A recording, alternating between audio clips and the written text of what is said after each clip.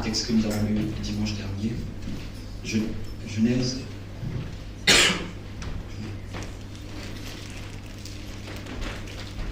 Chapitre 13. Merci Saint-Esprit pour ta parole. Genèse, chapitre 13.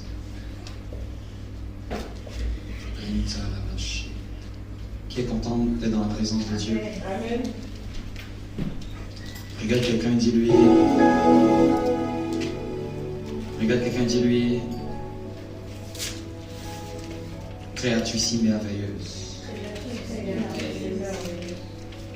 Dis-lui, tu as été couronné de gloire.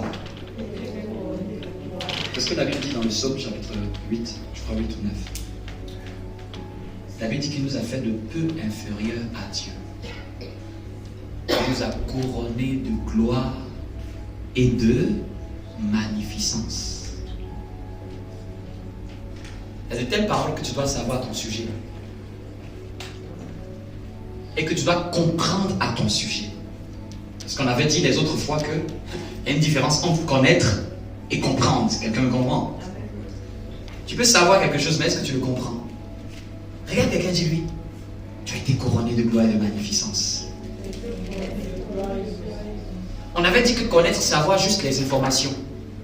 Tu sais que tu as été couronné de gloire et de magnificence. Mais est-ce que tu en comprends le sens? C'est ça comprendre. C'est-à-dire que maintenant, tu as une intelligence du sens de ce que ça implique dans ta vie. Et ce qui doit être dans ta vie. Et ce qui ne doit pas être à cause d'une compréhension.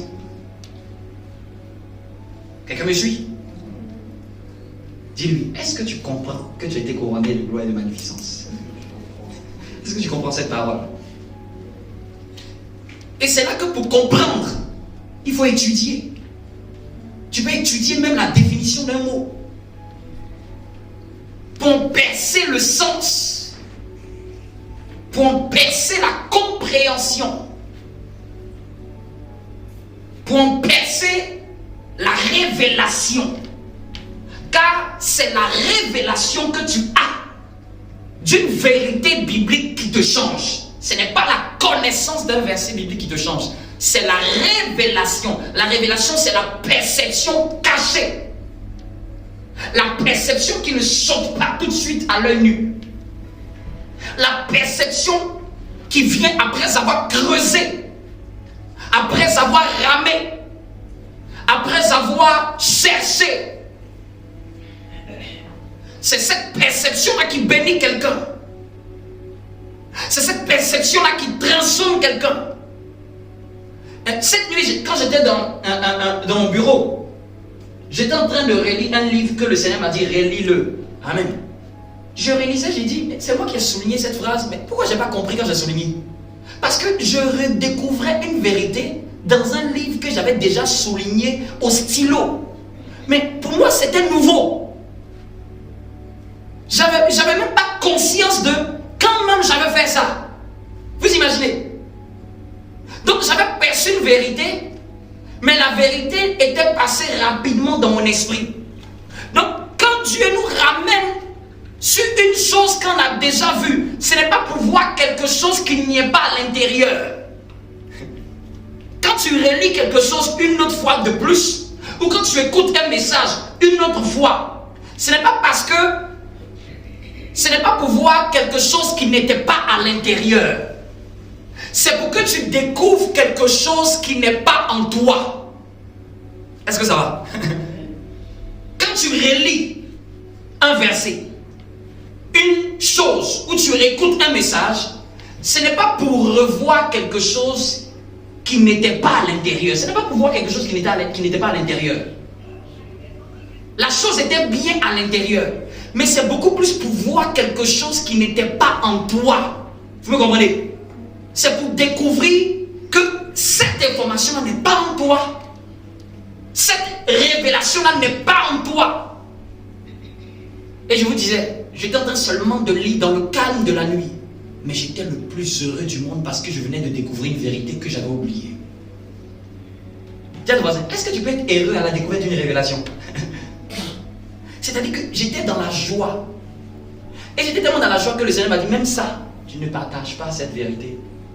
Il dit, pratique-la et quand quelqu'un va te demander un jour, comment est-ce que tu fais ça? Et c'est là que je pourrais te dire que parce que tu as vu, je peux maintenant te dire. Oui. Les vérités d'abord premières sont faites pour être soi-même pratiquées. Ça c'est moi à mon niveau, à moi. C'est-à-dire que je découvre quelque chose par rapport à là où Dieu veut m'emmener. Une vérité. Je disais que c'est comme si j'avais... Vous voyez un peu la sensation que les gens, quand ils ont marqué, les gens marquent les buts, les gens sont contents. Moi j'étais comme ça. Avec une vérité. Je disais, mince, pourquoi ça, je n'ai pas compris ça bien avant? Et j'avais souligné même. J'ai dit, mais pourquoi j'ai lu, j'ai souligné, puis j'ai laissé tomber. L'auteur même de ce livre disait que si tu étais juste venu pour lire et passer à autre chose, tu vas rater ce que je veux te donner. Et il dit une vérité qui est importante. La Bible, si quelqu'un pense que c'est comme un livre d'histoire, il doit la parcourir. Et puis quand il a fini, il dit, bon, j'ai fini de lire le livre de Jean. Au fait, tu ne vas rien apprendre de Jean. Si tu dis que bon, j'ai fini de lire ça, j'ai fini de lire ça, ce n'est pas un concours. Ce n'est pas de passer après plusieurs choses. Ce n'est pas de changer. C'est souvent le fait d'être focalisé sur quelque chose. Celui qui était en train, l'auteur de ce livre écrivait, il disait qu'il avait une sœur qui aimait très bien lire. Elle lisait beaucoup de choses, très intellectuelles. Elle lisait beaucoup de choses. Et elle lui dit, tu t'es mis à la lecture? Il dit oui. Qu'est-ce que tu lis? Il dit, je lis ce livre-là. Des mois plus tard, elle dit, je te vois encore tu lis. Qu'est-ce que tu lis? Il dit encore le même titre de ce qu'il lit. Elle dit, ah bon? Tu lis encore que ça? Des mois plus tard encore, il la recroise. Elle dit, qu'est-ce que tu lis encore de nouveau? Il dit, je lis toujours le livre que je t'ai dit que je suis en train de lire. Elle a trouvé bizarre. Parce qu'elle, c'était une lectrice. Elle enchaînait les livres à la bibliothèque, elle enchaînait. Il dit que lui, de sa vie, avec elle, de sa sœur, sa vie était rien du tout. Et puis il dit, une créature de Dieu qui finit sa vie en se débrouillant. Elle et son mari ont vécu en se débrouillant. C'est-à-dire qu'elle travaillait, son mari avait un travail. Mais en fait, ils n'ont rien accompli dans la vie. Et puis, il a écrit en disant, une créature de Dieu qui finit sa vie comme rien du tout. Et il est en train de dire le paradoxe, la différence entre sa cousine, sa soeur et lui. Il dit que lui, il était focalisé. Il a découvert quelque chose d'autre. Il voulait tellement étudier pour comprendre ça. Voici une clé quand on veut commencer à changer de mentalité. Quand on veut transformer, comment transformer sa mentalité? Il faut être focalisé sur une vérité que tu veux emmener dans ta vie. Il faut être focalisé sur un objectif, quelque chose qui bat dans ton cœur. Un idéal, un but qui bat dans ton cœur. Je vous pose la question. Qui, la première fois qu'il a fait son test pour l'auto-école pour la voiture, qui n'a pas eu peur de la manière dont la voiture a commencé à bouger? Qui n'a pas eu peur? Tout le monde a eu peur, n'est-ce pas? Mais aujourd'hui, pour ceux qui ont le permis, est-ce que ça vous fait peur? Non. Ça ne vous fait pas peur. Donc c'est en train de dire, qu'est-ce qui fait que avant ça faisait peur et maintenant ça ne fait pas peur? Souvent, quel est le conseil qu'on donne souvent aux gens qui font le permis? Quel est le conseil? Dites-moi quel est le conseil? Quelqu'un qui est en train de faire l'examen, quelqu'un qui est en train de faire, quel est le plus grand conseil qu'on donne à quelqu'un comme ça? Il n'y en a pas peur? Continuons, creusons. On va... Pas de stress. Hein? Pas de stress. Pas de stress. Mais continuons. Je vais parler plus dans l'épreuve, la durée, le contexte, avec tout ce qui va. Qu'est-ce qu'on peut donner comme conseil? Qu'est-ce qu'on donne aux gens pour ne pas que, au fait, pour qu'ils puissent arriver à la finalité de l'obtenir? Là, vous me parlez de la conduite, mais je parle du global même, de tout le projet du permis. Quel est le conseil? Allons-y, on creuse encore. Hein? Attentif, oui, mais il y a quelque chose, il y a une vertu. Quelle est la vertu qui fait que quelqu'un a fait et puis il te dit que non, c'était depuis 2002 que j'étais en train de faire? C'est quoi? La patience, le courage. Continue encore. La persévérance. La persévérance. C'est-à-dire que pour que quelqu'un puisse maîtriser, qu'est-ce qu'il faut pour que quelqu'un maîtrise la conduite? il faut qu'il fasse quoi? Pratiquer. Il faut qu'il pratique à un certain nombre de fois. Donc c'est la répétition qui développe une habitude. Deuxième clé pour changer de mentalité, il faut que je continue de faire et de faire et de faire jusqu'à ce que finalement la vérité là s'installe en moi. Comment avoir une mentalité supérieure? Je dois répéter l'effort ou la vérité, ou répéter la focalisation, continuer de revenir dessus, continuer de revenir dessus, continuer de revenir dessus. Je ne vous ai pas pris cet exemple de monsieur avec sa soeur par hasard. Sa soeur sautait de livre en livre. Lui, il avait seulement un livre. Et il dit, ça lui a pris 15 ans pour étudier le sujet. Sa vie est devenue une bénédiction pour le monde. Parce qu'il était focalisé et il répétait. Vous me comprenez? Donc j'ai pris l'exemple du monsieur et de sa soeur. Et j'ai pris l'exemple de la vie commune du permis. La conduite au début on ne la maîtrise pas. Tout le monde a peur de la voiture. Tout le monde. Parce que c'est un environnement que je ne maîtrise pas. Mais à force de répéter, à force de faire des heures, à force de faire des heures, à force de faire des heures, le cerveau va intégrer l'habitude de la conduite. Une mentalité, c'est une croyance. Une croyance, c'est une habitude. Une véritable croyance est imprimée dans nos habitudes. Une véritable croyance, ce n'est pas simplement ce que je dis, elle se démontre dans mes habitudes. Quelqu'un me comprend?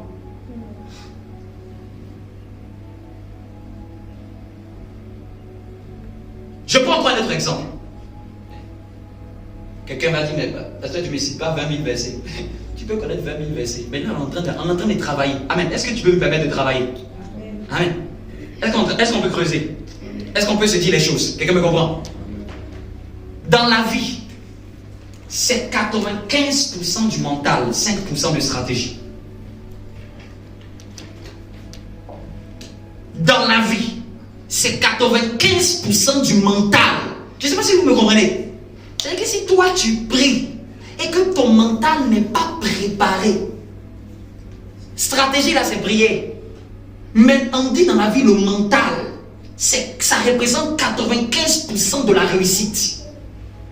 Ce que je crois, ce que je sais comme étant évident pour moi, ce sur quoi je suis focalisé, ce sur quoi je travaille dans mon esprit, ça représente 95% de ma réussite. Et la stratégie n'est que 5%. C'est pour ça que vous pouvez comprendre que dans certaines cultures, les gens prient et ils ont peu de résultats. Ce n'est pas la stratégie qui fait la réussite. D'ailleurs, la preuve pour ceux qui regardent les mains, ce n'est pas la stratégie d'un pays qui fait gagner d'abord. Parce que l'entraîneur peut être tacticien. Ils sont compétents. Mais on sait qu'il y a une force invisible. C'est une force mentale. C'est ce qui fait d'abord gagner un match, un combat. Je sais que vous me comprenez. Voilà pourquoi même dans les séances, dans les séances avec les sportifs, ils ont fini de faire les échauffements, ils ont fini de faire les entraînements. Vous savez ce que le coach va faire? Le coach va dire, allez les gars, aujourd'hui on doit le gagner. Vous pensez qu'il dit ça pourquoi? Vous pensez qu'il dit ça pourquoi? Si c'était seulement leur compétence qui permettait de marquer, pourquoi il prêche? Oui, le coach prêche. Oui. C'est pour ça que vous êtes bien heureux que chaque dimanche quelqu'un prêche. Pour vous. Parce que c'est en train de préparer à chaque fois ton mental. Les gens du dehors, les gens ne prêchent pas dans l'aide. Peut-être c'est les réseaux sociaux qui prêchent. Mais le fait de s'asseoir quelque part et on te prêche, c'est-à-dire que tu es en train d'exposer ta mentalité à des réalités, des choses qui peuvent s'ajouter dans ta vie. Vous pensez que les entraîneurs, ça seulement dit le pivot et ceci, cela. Ça, c'est la stratégie. Mais il prêche à ses joueurs, il prêche à son boxeur. Il dit, hey, regarde, tu peux le vaincre. Pourquoi il dit ça? Parce qu'il sait que si son boxeur est paralysé devant l'adversaire. Même les joueurs professionnels vont vous dire, Je préfère prendre les choses de la vie pour que vous arriviez à comprendre. Les joueurs professionnels vous disent, même quand c'est au moment du penalty, même le plus compétent, il sent plus ses jambes. Parce que le stress est tellement à un point que les plus compétents, souvent, ce ne sont pas les meilleurs pour tirer au penalty. Parce que ce n'est pas parce que tu es compétent que tu peux garder ton calme et ton mental fort devant une telle pression. Vous comprenez? Mais ceux qui arrivent à garder le calme, ceux qui arrivent à se maîtriser, c'est ceux qui ont un mental supérieur. Ils arrivent à sentir la pression, mais ils ont un état d'esprit fort. Parce que la peur, ça tu peux noter, la peur est un élément qui détruit la destinée de quelqu'un. La peur d'échouer, surtout la peur d'échouer, pas n'importe quelle peur, la peur d'échouer, pas de la peur d'une souris, la peur, parce qu'on parle de la peur, on pense que, donc s'il n'y a pas d'une souris, non, c'est de ça que le pasteur parlait, c'est pas de ça. Ça c'est juste par rapport à ta manière d'être. Peut-être tu n'aimes pas l'être, tu n'aimes pas voir, vous me comprenez? Ça c'est juste ta personnalité. Tu n'aimes pas voir du fait qu'il y ait des cafards dans un endroit, ça te met mal à l'aise. C'est pas de cette peur dont je te parle. Ça c'est un ressenti par rapport à ta personnalité. Une autre personne peut voir et va dire, oh je m'en fous. Mais une autre va pas vouloir rester dans le même endroit. Je ne te parle pas de cette peur, je te parle de la peur d'échouer. Le sentiment d'échec là, c'est ce qui paralyse une destinée. C'est ce qui vient combattre une mentalité.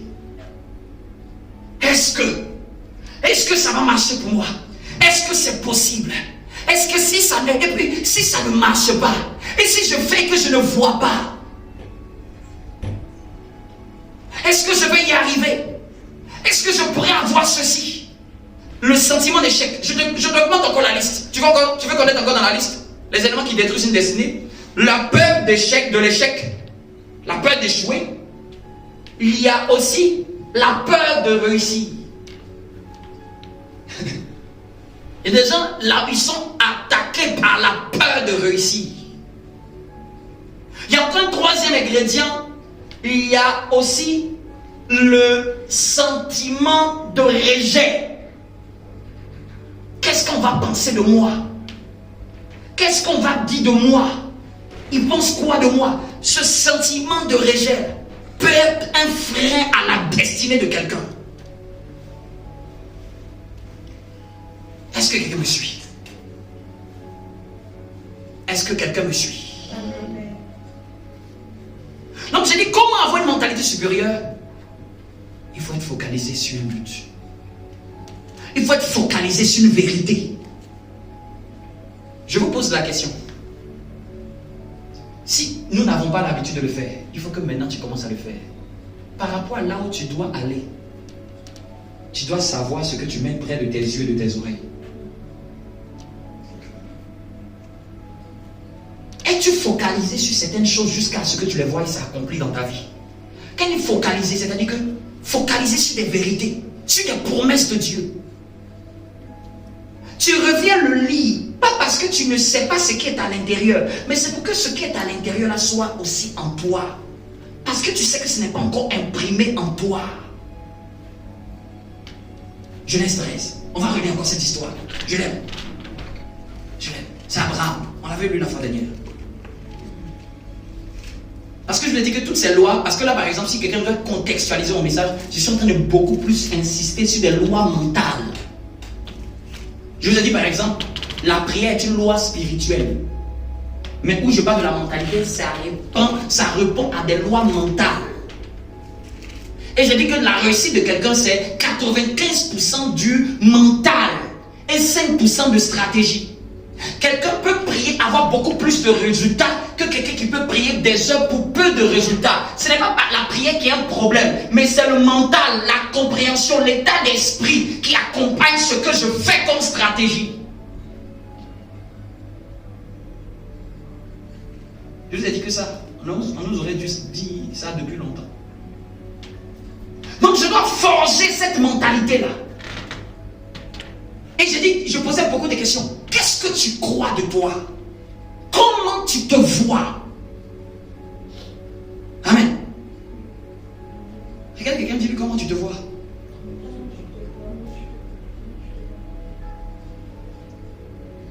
qu'est-ce que tu penses de toi? Qu'est-ce que tu penses de toi? Pose-toi cette question. Lisons Genèse 13. On va lire.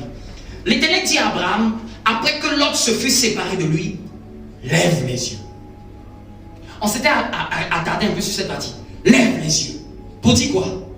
Élève un peu ta vision. Pour que tu dises à quelqu'un lève les yeux, c'est que cette personne avait les yeux rivés sur son horizon ou vers le bas. Vous me comprenez? Mais c'est sûr que ses yeux n'étaient pas en hauteur. Les yeux sont l'image de la vision. Les yeux sont l'image de ton imagination. Quand il lève les yeux, c'est qu'est-ce qu'il y a dans ton imagination? Change un peu la perception de ton imagination. Quitte là où tu es et augmente un peu. Bien aimé, quelqu'un n'avance pas s'il n'a pas des buts plus élevés dans la vie. Si tu n'as pas des buts plus élevés dans la vie, tu n'avances pas. Ouais.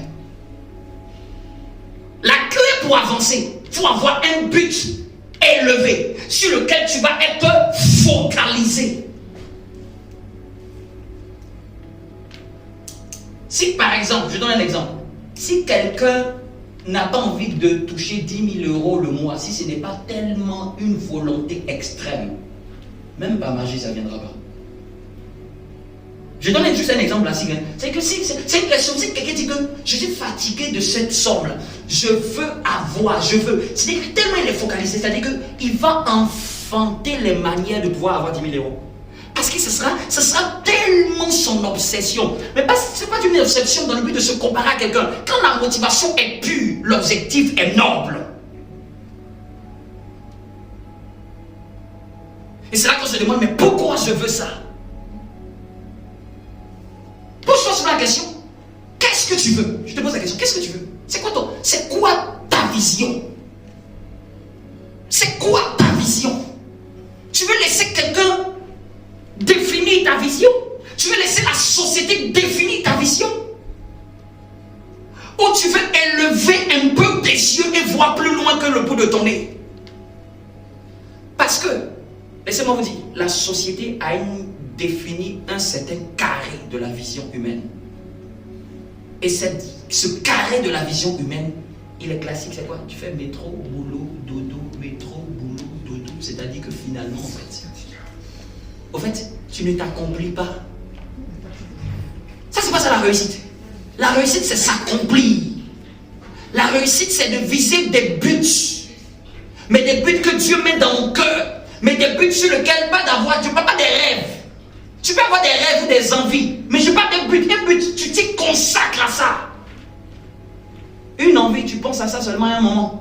Un rêve, tu dis, ah oui, j'aimerais que, ce serait bien, j'habitais à l'Évaloir. Ça, c'est une envie, c'est un rêve, c'est pas un but. Quand c'est un but, ça va être ta focalisation. J'ai dit quoi? On a dit, il faut répéter, n'est-ce pas? Répéter. Il dit, lève les yeux. Et après, il dit quoi? Après, je lis la parole. Il dit, et du lieu où tu es, regarde vers le nord, vers le midi, vers l'orient, vers l'occident, car tout le pays que tu vois, je te le donnerai à toi et à ta postérité. On avait dit que tout le pays que tu vois, c'est au présent. Au fait, quand quelqu'un veut travailler sa mentalité, il doit voir au présent ce qu'il doit avoir au futur. Mais c'est un travail. Je dois voir la fin de là où je suis. Quelqu'un me comprend? Quelqu'un me comprend? Dieu dit à Abraham, vois. Il n'a pas dit tu verras. Donc c'était déjà là ce qui devait lui être donné. Et on voit avec quoi? On voit avec les yeux. Mais pour nous aujourd'hui, on va voir avec quoi? Les yeux de notre cœur. C'est-à-dire que c'est là que j'ai parlé de la puissance même de l'imagination. Je vous pose la question. À quoi c'est l'imagination? Elle dit l'imagination, c'est à se projeter. Parce que tout en fait, si on a l'imagination en nous, c'est que c'était été créé par Dieu pour un but. N'est-ce pas? On est d'accord. Dieu ne peut pas créer quelque chose d'inutile. Tout ce qu'il fait à la perfection. Si en nous, nous avons l'imagination, je vous pose la question. L'imagination, c'est à quoi? Pourquoi Dieu nous donne à nous humains d'imaginer? Réfléchissons, parlons. Pour voir l'invisible. Et pour se projeter. Oui. Allez-y, dites encore des synonymes qui viennent dans mon cœur. On est en train d'interagir. À quoi ça sert d'imaginer? Si ça ne sert à rien, pourquoi il me donne? S'il a donné ça, c'est que ce n'est pas quelque chose. L'imagination est dans notre âme. C'est une faculté mentale. Oui, quelqu'un d'autre. À quoi sert l'imagination? Selon toi? Pour créer. Pour créer. Quand un architecte veut faire un bâtiment, il a toujours un papier sur lequel le plan est dessus. En fait, l'imagination, c'est le papier à l'infini que Dieu nous donne pour reproduire le plan architectural de ce que je veux construire. En fait, c'est comme si c'est tout ton brouillon. C'est le brouillon mental. Quand tu veux prendre des notes, tu vas demander est-ce qu'il n'y a pas des feuilles rames? Dieu a déjà mis des feuilles rames à l'infini dans ta tête. Vous me comprenez? C'est la plateforme où Dieu permet que tu puisses dessiner tes idées. Je vous pose la question. Et j'avais dit dimanche dernier. Vous pensez que Dieu a pris Abraham et puis Dieu a dit je t'ai béni et puis Abraham a devenu le père de la foi. Vous pensez qu'au chapitre 13 là, Dieu est en train de faire quoi avec Abraham? Quand Dieu, je l'ai dit dimanche dernier, vous pensez que qu'est-ce que Dieu fait avec Abraham quand il lui dit lève tes yeux, vois le pays? Dieu fait quoi avec Abraham? Vous pensez que Abraham est en train de prier et puis tout est venu? Dieu est en train de faire travailler l'imagination d'Abraham, changer sa mentalité, sa perception, lui fait intégrer lui sa vision.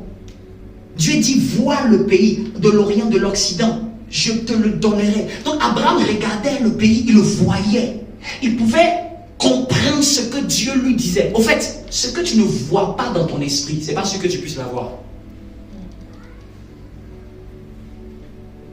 Il y a deux manières de posséder. On ne possède pas d'abord quelque chose sur le plan physique. On peut posséder quelque chose sur le plan spirituel. Mais comment on possède quelque chose sur le plan spirituel? C'est quand dans mon esprit, c'est clair. Cette image est claire. Ça devient une certitude dans mon esprit. C'est pour ça que tu peux être en train de méditer certains versets jusqu'à ce que la vérité de ce verset-là devienne claire dans ton esprit. Jusqu'à même on te gifle le contraire, tu ne penses pas. Vous me comprenez? Je n'ai pas dit que tu lis le verset ou tu cites le verset. Tu as intériorisé la vérité de cette vérité. Elle est devenue une pensée intériorisée. Et tu l'as tellement revue, comme si tu étais toujours en train de faire 1, 2, 1, 2, 1, 2, 1, 2. J'embraye, je débraye, tu la revois, tu pries avec elle, tu la revois, tu comprends le sens de tous les mots, tu as cherché même dans le dictionnaire, ça veut dire quoi? Tu allais même demander, pasteur, où est le grec même, l'origine même du mot? Ça veut dire quoi? Tu prends ça en liquide, tu prends ça en solide, tu prends ça en braisé, en purée. Tu sais quoi? Tu vas enfanter ça. C'est ça le secret. Le secret, ce n'est pas de jongler avec les versets. Quel est le verset où Dieu donne une promesse qui est rattachée à ta destinée? Qui est rattachée à un besoin rattaché à ta vie? Ou clairement, dedans est une promesse qui peut changer quelque chose en toi, ou activer une vertu de Dieu en toi, ou manifester le surnaturel de Dieu en toi. Pourquoi une mentalité supérieure? Parce que Dieu est au-dessus de tout nom. Parce que Dieu est un Dieu supérieur. Dieu ne pense pas en bas, Dieu pense très haut. Tu penses, regarde la terre, tu penses que celui qui a créé avait une petite mentalité? Il y a la complexité de ce qu'il pense. Tu plantes seulement une graine, tu vois l'arbre, tu vois l'écorce, tu vois la sève, tu vois les branches, tu vois les feuilles, dans les feuilles tu vois des rainures. On peut étudier une feuille pendant une année. Et que celui qui l'a conçu là, il a une mentalité énorme. Voilà pourquoi tu es en train de dire, vous êtes mes enfants. Oui, vous chantez, vous êtes mes enfants. Mais est-ce que tu es conscient que je suis véritablement, tu es véritablement de moi? Est-ce que tu sais ce qui en découle quand on dit que je suis enfant de Dieu? Est-ce que tu comprends le sens? Est-ce que tu comprends les implications? Est-ce que tu connais les conséquences? Si on te disait que tu étais l'enfant de Macron, tu aurais su les conséquences qui sont associées à le fait que tu es l'enfant de Macron. Tu aurais su que tu aurais eu un passeport diplomatique. Tu aurais su que tu aurais eu un laissez-passer dans plusieurs pays du monde. Tu aurais su que tu aurais droit à des avantages et à des opportunités de ta fonction. Si on te disait que tu étais ministre d'État, tu aurais su à quoi tu aurais droit. Mais quand on est enfant de Dieu, les gens ne savent pas ce qu'ils ont droit. Ce n'est même pas clair dans leur cœur. C'est pas clair. Tiens, ton voisin, il faut que ça devienne clair, cette histoire, dans ton esprit. Je vous ai dit, cette prédication vient de beaucoup de questions à Dieu. Pourquoi les gens parlent, beaucoup de chrétiens parlent, et à peu de résultats? Et pourquoi il y a des gens, quand ils font, il y a des résultats? Et c'est là que Dieu commence en train de dire, est-ce que ton esprit est aligné à la mentalité de Dieu? Ta mentalité est alignée à la pensée de Dieu. Tu peux parler comme un perroquet. Jésus est puissant, Jésus est glorieux. Dans tous les cas, c'est la grâce de Dieu, c'est mon saint. Ça, c'est ton slogan, c'est ton verbiage, c'est ton bavardage. Est-ce que l'image de ce que tu dis là est dans ton cœur? C'est une image qui, même en dormant, ça te poursuit. Je ne sais pas si est-ce que quelqu'un me suit? Je ne sais pas si vous arrivez à me comprendre. C'est là qu'il dit voir. Je dois voir la fin dans le présent. Abraham a vu le futur dans le présent. Il a vu l'endroit. Dieu est en train de lui faire changer sa mentalité. Et écoutez, c'est quelqu'un qui sortait d'un autre pays. Et pour l'emmener là où Dieu voulait, Dieu est en train de travailler son esprit. C'est pour ça que j'ai dit que c'est 95% du mental, 5% de stratégie. Vous avez vu, dans la période de la vie d'Abraham, on a raconté les stratégies d'Abraham. Est-ce qu'on vous a dit qu'Abraham a passé son temps de faire certaines choses? On a vu Dieu beaucoup plus parler à Abraham pour changer la mentalité d'Abraham. Si vous lisez la vie d'Abraham, vous allez voir qu'à un moment, Dieu vient vers Abraham et dit, sois intègre. Je dis, arrête-moi l'histoire, tu es avec deux femmes, on ne sait pas trop. Sois intègre. À chaque fois, Dieu vient le conforter. Dieu vient changer sa mentalité. Dieu vient ouvrir ses yeux. Dieu vient ouvrir son esprit. Dieu veut changer sa perception. Abraham même regardait à un moment et puis dit, mais Seigneur, Eliezer va devenir mon héritier. Dieu dit, non, non, non. Toi, c'est toi qui penses qu'Eliezer va devenir ton héritier. Je vais te donner un héritier qui va venir de toi. Mais comme la pensée n'était pas pareille, Sarah a cru qu'il n'était pas quelqu'un d'autre. Même Dieu a dû traverser, venir avec 3 hommes pour dire que à la même période, là, tu auras un enfant. Même Sarah s'est mise à rire parce qu'elle ne concevait pas que comment ça c'est possible ça. Vous me comprenez? On continue, verset 15. Car tout le pays que tu vois, je te le donnerai. Tout le pays que tu vois, tout le pays que tu vois, je te le donnerai. Le donner est au futur, mais le voir est au présent. Que vois-tu? Et c'est ce que je disais. Mais on continue. Allons au verset 16. Il dit, je rendrai ta postérité comme la poussière de la terre. Je vous demande de vous à moi, pourquoi Dieu dit ça? Quelqu'un qui sait qu'il va faire quelque chose, il me parle pourquoi? Quelqu'un peut me lire? Quelqu'un peut me lire? Oui. Parce que ne pensez pas que souvent en France je dis non, c'est la Bible, c'est la Bible. C'est l'histoire de Dieu c'est l'histoire d'une relation d'un homme avec Dieu. C'est sa relation entre lui et Dieu qui est écrite, qui est récitée ici. C'est son parcours avec Dieu. La manière dont Dieu l'a travaillé, changé. C'est ça qu'on est en train de voir ici. On est en train de voir le parcours d'un homme qui marche avec Dieu. Et puis on voit que Dieu est en train de lui dire beaucoup de choses seulement au futur. Au futur, au futur. Quelqu'un peut me lire le verset 15? Oui. Quelqu'un? Il n'y a personne pour lire? En effet, tout le pays que tu vois, je te le donnerai à toi. Tout le pays que tu vois, je te le donnerai à toi. Ainsi qu'à ta descendance. Lis bien, lis bien. Ainsi. En effet, tout le pays que tu vois. Tu as sommeil ou quoi? Ainsi qu'à ta descendance pour toujours. Continue. Je rendrai ta descendance pareille. Je rendrai ta descendance pareille. À la poussière de la terre. À la poussière de la terre.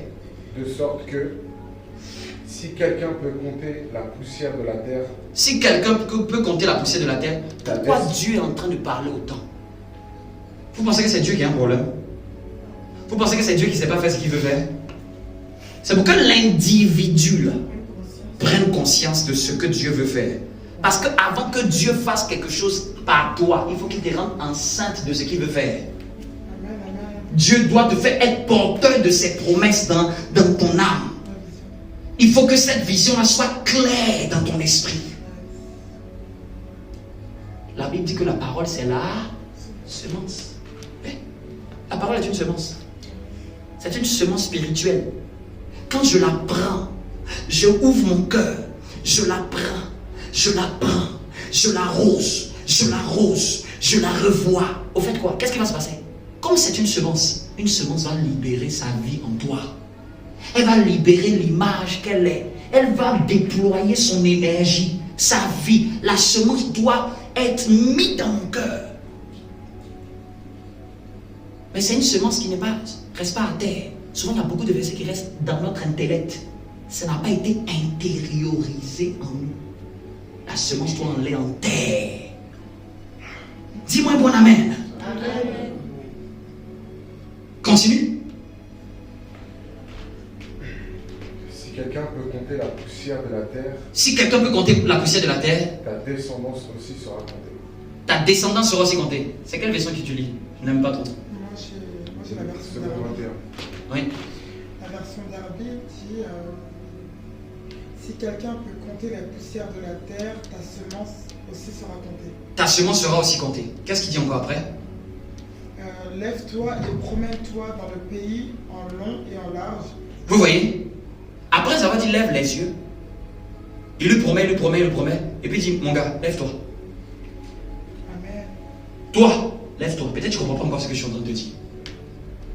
Je t'ai montré par les yeux. Mais maintenant, je veux que tu marches. Va voir. Lève-toi, il dit quoi maintenant? Lève-toi et promène-toi. Lève-toi et promène-toi. Parcours en long et en large. Quoi ça? Dans le pays. Dans le pays. C'est-à-dire que tu es en train de faire un exercice quoi? C'est quel genre d'exercice ça? Pratique. Mais dans quel domaine? Un exercice pratique? De la foi. Mais un exercice quoi? De la vision. Et c'est rattaché à quoi? La destinée. D'imagination. Et c'est rattaché à quoi? Un exercice mental. Oui, c'est ça. La vision, la perception, l'imagination. C'est un exercice mental que tu es en train de faire à Abraham. Pour que sa foi soit solide. Parce que ce que tu ne comprends pas, tu ne peux pas avoir la foi de ce que tu ne comprends pas. Tu ne peux pas avoir la foi de ce que tu ne comprends pas. Donc lui, dans son expérience, Dieu lui dit que lève-toi. Lève-toi. Tiens, quelqu'un, lève-toi. Quand je parle de lever, c'est-à-dire qu'il ne faut pas rester sur des standards bas. Il ne faut pas rester à ton enfant ou à t'apitoyer à ton niveau. Il ne faut pas croire que Dieu ne veut pas faire de grandes choses avec toi. Il ne faut pas croire qu'à cause d'un échec que c'est fini. Il ne faut pas croire que comme ça n'a pas marché hier que c'est fini. Vous me comprenez? Tiens, vas-y, lève-toi. Dieu veut te faire expérimenter des choses. Dieu veut te faire goûter des choses. Dieu veut te donner des choses. Mais c'est toi qui dois prendre conscience. Lève-toi, c'est prendre conscience de ce qui est autour de toi. Vous imaginez, il était dans, quand on dit lève-toi, parcours le pays en long et en large. C'est-à-dire qu'il était déjà dans l'endroit où Dieu voulait lui donner. Mais ça ne lui appartenait pas parce que des peuples habitaient dessus. Donc Abraham, regarde-moi un petit homme comme ça. Je vois beaucoup de nations sur un territoire. Tu dis que tu vas me donner. C'est-à-dire que en d'autres thèmes là, c'est pas croyable. Parce que des gens habitent dessus et tu dis que tu vas me donner. Donc tu es en train de conforter sa mentalité pour dire parcours-le, il faut le parcourir. C'est-à-dire qu'il faut approfondir le sujet. Il faut contourner tout le sujet. Il faut rester focalisé dessus. Il faut rester focalisé sur cette promesse. Il faut parcourir cette promesse promesse en long et en large. Faut traverser cette promesse. Faut passer du temps avec cette promesse. Faut te promener. Faut te balader avec cette promesse. Parce qu'elle va finalement te rendre enceinte de la grâce de Dieu.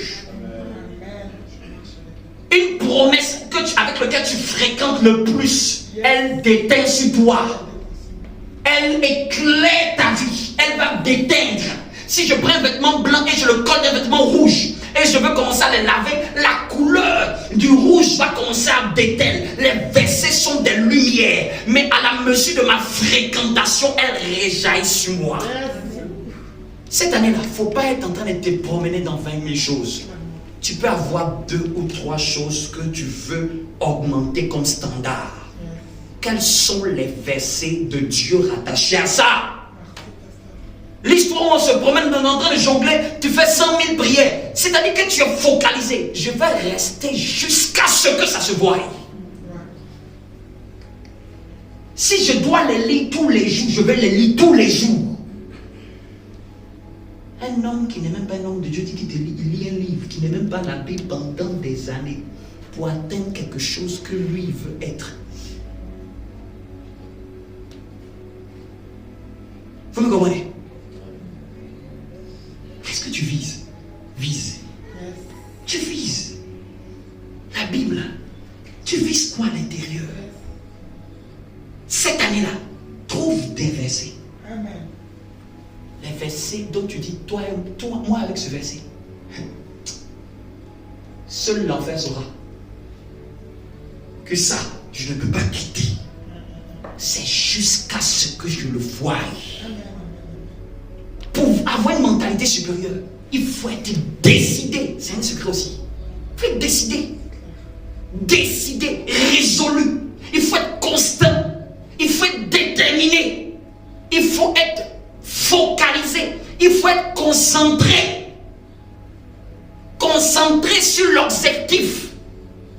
Parce qu'il peut venir des choses qui peuvent te distraire. Mais je suis concentré sur mon objectif. Je sais ce que je vise. Je sais ce que je regarde. Tu même fais exprès de regarder certaines choses. Tu fais exprès d'écouter certaines choses. Pas parce que tu n'as pas compris ce qui a été dit, mais parce que tu veux asseoir l'image claire, tangible de cette chose dans ton âme.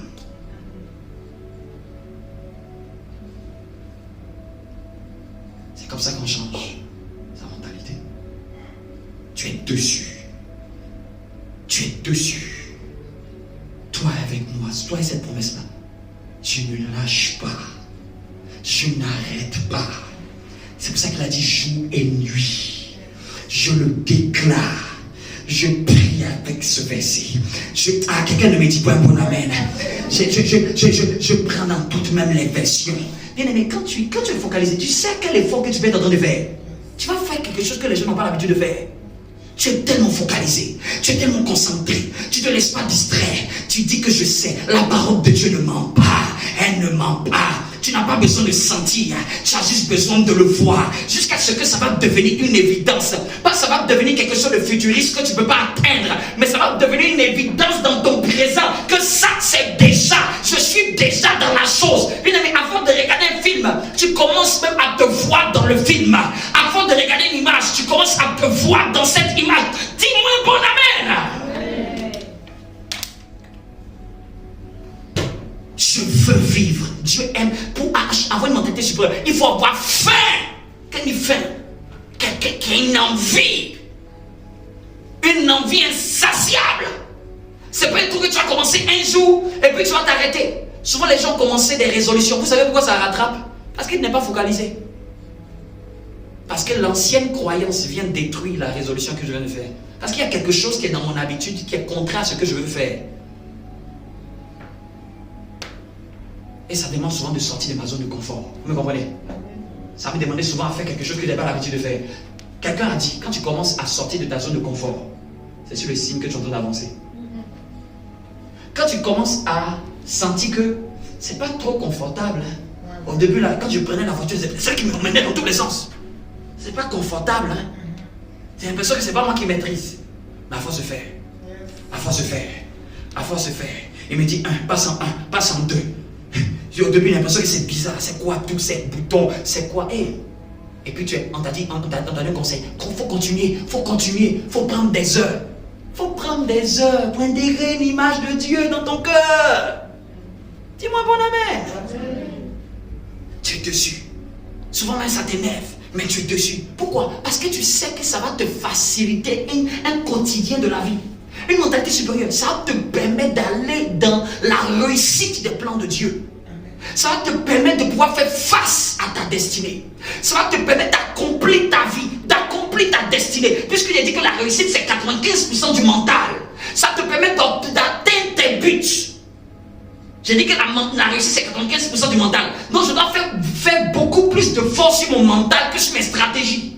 Je vais faire ceci, je vais faire cela. Travaille plutôt ce qui va changer, ce qui est à l'intérieur. Ta perception, ta volonté. Ton orientation, ta vision, l'image que tu as de ce que tu dois atteindre. C'est sur ça que nous devons plus travailler. Et quand tu es en train de travailler sur ça, quand tu pries, tu sais dans quel couloir tu pars. Tu ne pries pas dans le vent. Tu pries avec un objectif. Tu pries avec une focalisation. Tu pries avec une énergie concentrée. Tes prières ne sont même plus dispersées.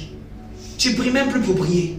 Tu pries parce que tu as un but. Tu pries parce que tu as un rêve. Tu pries parce que tu es porteur de quelque chose que tu as mis dans ton cœur. Tu pries parce qu'il y a quelque chose qui est imprimé dans ton cœur que tu sais que tu es déjà dedans.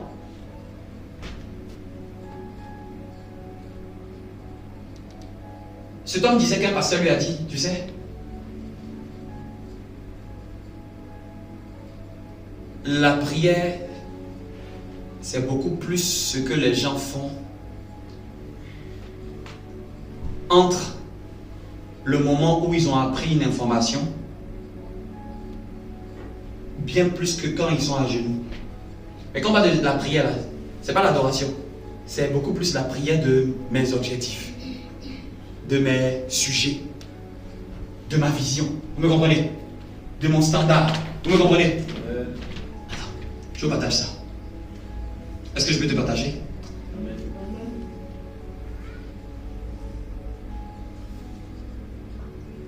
Tu peux te tenir debout. Qui a compris quelque chose ce matin? Comment avoir une mentalité supérieure? Donc, ce pasteur disait que les gens pensent qu'ils sont en train de prier uniquement quand ils sont à genoux. Parce que la prière, c'est l'assemblage de ce que tu penses le plus souvent. En fait, c'est ça qui c'est en train déjà de communiquer au monde spirituel. Souvent, tu penses qu'en fait, tu es venu prier quand le moment où tu t'es mis à genoux. Non, non, non, non, tu as déjà commencé à prier. Ta pensée a déjà commencé à résonner. Tu étais dans le bus, tu étais dans le train, tu étais dans la voiture, tu étais en train de penser plus à certaines choses. Tu étais en train peut-être de t'inquiéter. L'inquiétude vient de l'ignorance. La foi vient de la compréhension. Non, tu es en train de plus t'inquiéter dans la main. En fait, tu es en train de prier comme ça. Mais on prie dans le côté négatif. Et puis après, la personne va aller dans sa chambre, va dire maintenant je suis venu prier. Non, tu avais déjà commencé à prier. C'est pour ça que j'ai dit que la réussite de la vie, là, c'est 95% du mental. Parce que c'est mon mental qui me suit partout. Tu n'es pas en train de faire quand uniquement tu mets tes pieds à genoux. Je ne sais pas si quelqu'un me comprend. Tu n'es pas en train de faire quelque chose uniquement le moment où tu mets tes pieds à genoux. Tu fais toujours quelque chose même quand tu es en train de faire les autres choses. Parce que si nous croyons que c'est quand le moment où on a mis à genoux, oh Seigneur Jésus, Seigneur je te prie pour ceci, ta pensée peut-être a déjà trahi peut-être pendant 24 heures. Et tu as cru que c'était quand tu te mettais à genoux que tu étais en train de prier. Tu priais déjà. Mais tu priais par peur. Tu avais peur d'échouer, peur que ça ne marche pas, peur que ça se répète encore, peur que tu sois blessé, peur que tu sois trahi, peur qu'on t'abandonne, peur qu'on te rejette. Et c'est ce que tu as raisonné toute la journée. Et comme c'est ce qui est dominant, c'est ce qui s'accomplit. Job a dit ce que je crains, c'est ce qui m'a... C'est une loi mentale. Dites-moi, depuis que quelqu'un craint, il a dit quelque chose. Il a compris qu'en fait, cette crainte dont il a gardé dans le cœur, il est en train de la tirer. C'est une loi universelle, il est en train de la tirer. Donc, si ce que je crains, c'est ce qui m'arrive. Si ce que je crains, c'est ce qui m'arrive, ce dont je suis fasciné, c'est ce qui vient de moi. Dernière clé. Il faut être fasciné de quelque chose. Tu es sur une promesse de Dieu, il faut qu'elle te fascine. Ce que je dis là, je l'ai dit doucement pour que tu comprennes ça. En fait, si tu n'es pas fasciné par quelque chose, ça s'appelle la loi de la contemplation. Nous le contemplons comme dans un miroir. En fait, si par exemple j'ai prêché un message et tu te dis, oh, tu as écouté ça le même message, maintenant s'il y avait quelque chose dedans et que tu n'écoutes pas avec fascination, en fait ça ne te bénit pas, ça ne vient pas sur toi. Les choses spirituelles ne viennent pas sur nous parce qu'on a envie, elles viennent quand tu es fasciné. Je sais pas me comprendre. Tu es fasciné, ton âme est dedans, tu désires. J'ai compris que c'est la loi la plus importante. Un but, il faut y être fasciné. Une promesse, il faut y être fasciné. Un message, il faut y être fasciné.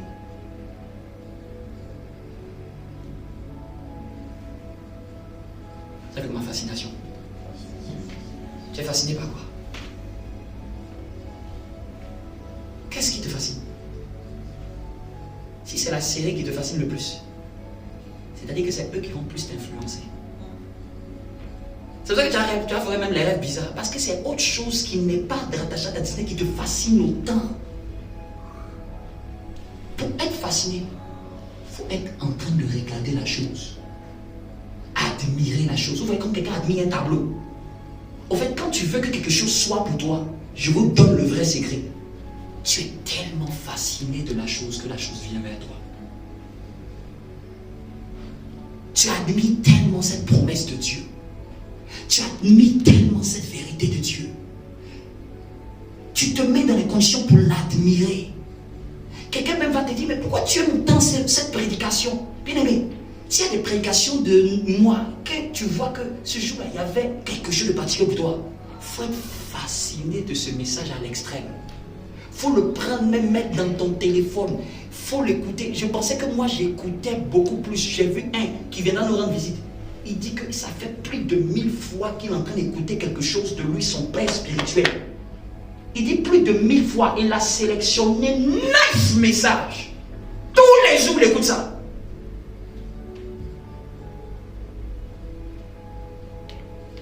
Tous les jours, il écoute ça. J'étais assis, il dit, mais c'est la même loi que je suis en train de comprendre parce que quand tu le vois, il manifeste la même grâce que son papa. Même les gens disent qu'il n'y a pas quelqu'un qui lui ressemble le plus en termes de grâce, en termes de faveur. Il dit, c'est parce que je suis fasciné de ce qui est en train d'être dit.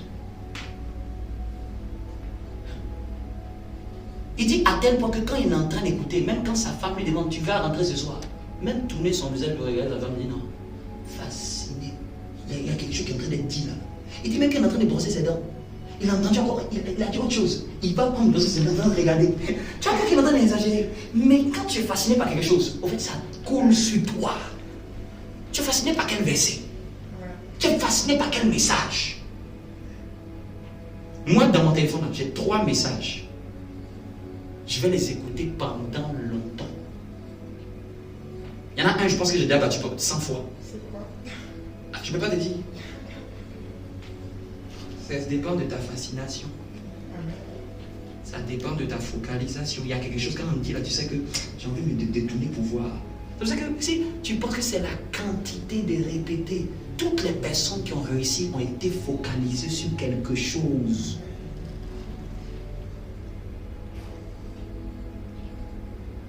J'arrête mon message. Le mardi 20 février, on aura une visite spéciale. C'est un programme spécial qui n'était pas prévu. Et on a un homme de Dieu qui va se déplacer depuis la province pour arriver ici. Il vient même de l'Afrique. Le 20 février, c'est un mardi soir. C'est spécial. Quand il dit spécial, c'est-à-dire qu'il vient spécialement à Paris à cause de nous. Amen. Donc, ceux qui travaillent, vous allez suivre en direct. Mais ceux qui finissent après le travail, c'est-à-dire que on se déplace pour venir. Parce qu'il y a quelqu'un qui se déplace pour nous. Il prend le train pour arriver. Uniquement pour Nation Sainte. Vous me comprenez? C'est une énorme bénédiction. Celui qui va nous visiter. Amen. Une énorme bénédiction. J'en dis pas plus. C'est-à-dire que toi-même t'as dit, hey, j'aurais dû écouter ce qu'il est en train de dire. Amen. C'est une bénédiction. Une bénédiction. Son père spirituel a plus de 3000 églises dans le monde. C'est-à-dire que, t'imagines, gérer 3000 églises, t'imagines ce que ça fait? Ça donne mal à la tête. C'est quelqu'un qui forme tous les bergers, les pasteurs des églises comme ICC, des vases d'honneur. C'est-à-dire que lui, il en soit et puis il enseigne tous les pasteurs des églises vases d'honneur. Tout le monde l'écoute pour dire donne-nous les secrets. Et puis, c'est une autorité comme ça qui dit que je veux venir à Nation Sainte. Pasteur Vivien Seka, je t'aime. Amen. Amen. Donc, ce sera le mardi 20 février qu'on va le recevoir. Amen. Ce sera à partir de 19h30.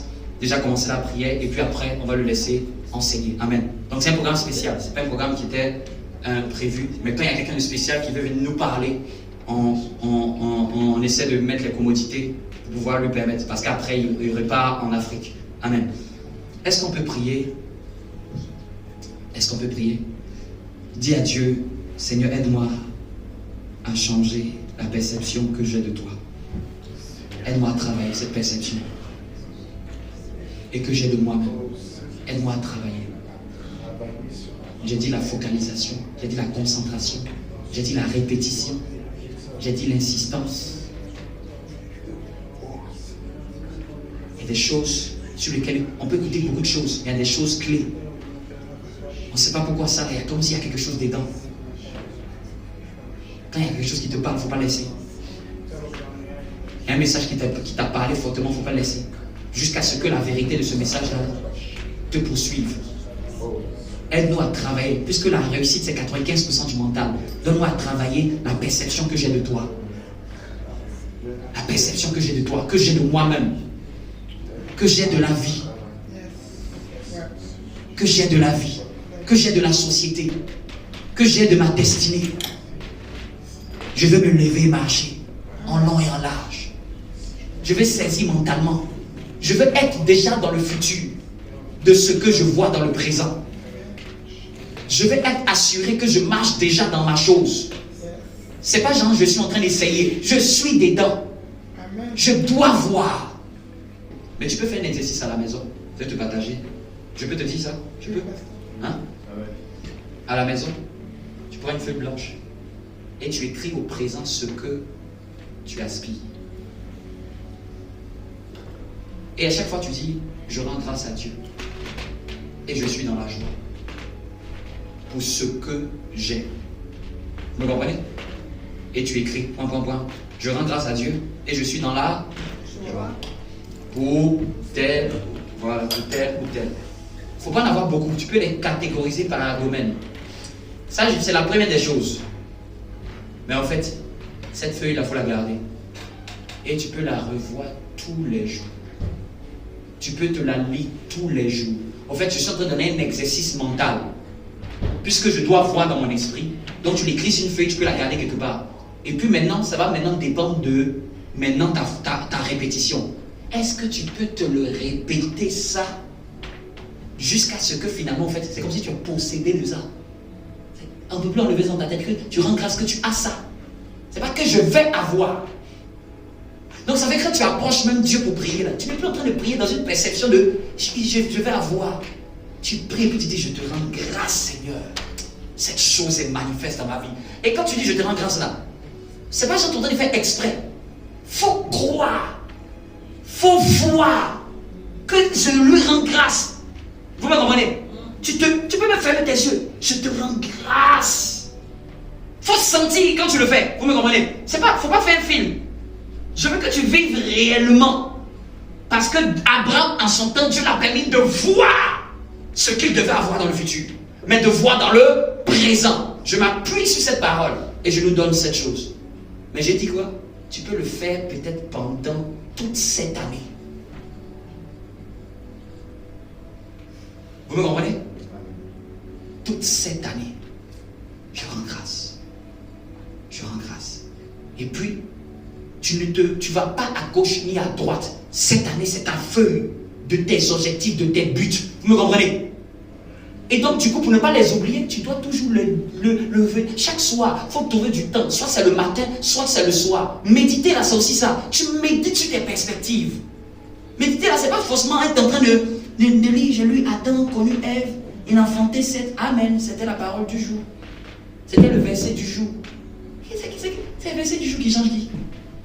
Dans toutes les applications, là, c'est rempli les versets du jour. Vous êtes sûr qu'un verset du jour vous a changé? C'est un verset dont tu as médité qui te change. Oui? Si c'était comme ça, tous les chrétiens qui mettent les versets sur les Facebook, sur les réseaux sociaux, ça allait bénir tout le monde, n'est-ce pas? Ah! Parce que ça allait bénir tout le monde. Mais c'est celui qui va s'arrêter, il va dire, ça c'est un bon verset ça. Et puis il va commencer à travailler ça à la maison. Vous me comprenez? Ce que je vous dis là, c'est un travail de méditation. C'est un travail de, on appelle ça, même les scientifiques appellent ça un travail de reprogrammation mentale. Faut voir, faut voir, faut voir, faut voir. Mais nous, je rends grâce à Dieu. Je suis dans la joie. Parce que je vois ça dans ma vie. Parce que j'ai ça dans ma vie. À ce niveau-là, ne te limite pas. Tout est possible à celui qui croit. Mais maintenant, je n'ai pas dit de le faire un jour. Si tu jettes dans ton cahier, c'est toi ton problème. Mais celui qui veut aller, ça va être sa focalisation. Ça va être matin ou le soir. Matin ou le soir, tu peux prendre la feuille, tu relis. Tu peux prendre la feuille, tu relis. Tu peux prier, tu relis. Après la fin de prière, tu relis encore. Tu peux te le déclarer à voix haute. C'est ce que tu veux être. Donc ce que tu veux être, tu commences à prophétiser ça déjà. C'est quoi la prophétie? C'est dire d'avance ce qui doit être. Donc tu es en train de faire pratique même de la prophétie. C'est pour ça, arrêtez les histoires. Souvent quand on doit donner une prophétie, vous êtes créé, amen, va appliquer la prophétie. Nous voulons apporter au Seigneur pour clôturer ce culte. Merci pour ta parole. Qui était béni? Qui était béni? Qui était béni? Qui part aujourd'hui avec quelque chose qui a ajouté dans sa vie? Amen. Peut-être s'il n'y a rien, tu peux me dire, ah pasteur, aujourd'hui là, il n'y a rien. Amen. Mais qui part avec quelque chose qui sait qui s'est ajouté? Un plus. Et c'est ça le but de venir tous les dimanches pour recevoir toujours un plus. Pour affronter la semaine, pour affronter les challenges, pour affronter la vie. Amen. Dieu a quelque chose à dire sur ton argent. Dieu a quelque chose à dire sur ta carrière. Dieu a quelque chose à dire sur ta famille. Dieu a quelque chose. Il y a quelque chose que Dieu veut que tu élèves comme standard. Que Dieu nous bénisse. Au nom de Jésus. Amen.